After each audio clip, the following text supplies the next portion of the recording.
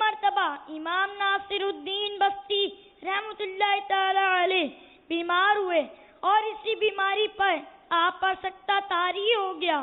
قریبی رشتہ داروں نے سمجھا کہ ان کا انتقال ہو چکا ہے۔ تجہیز و تکفین کے بعد ان کو دفن کر دیا گیا۔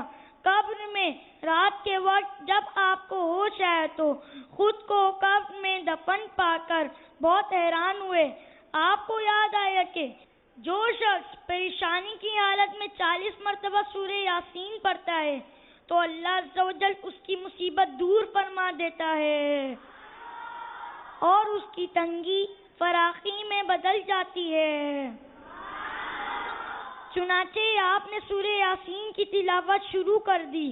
ابھی آپ نے 39 مرتبہ ہی پڑھی تھی کہ ایک کفن چور کفن چرانے کی نیت سے آپ رحمت اللہ تعالی علیہ کی قبر کھودنا شروع کی، لہذا آپ رحمت اللہ تعالی علیہ نے 40 مرتبہ بہت دھیمی آواز سے پڑھنا شروع کی تاکہ کفن چور سن نہ سکے۔ ادھر آپ نے 40 مرتبہ پورا کیا، ادھر کفن چور اپنا کام پورا کر چکا تھا۔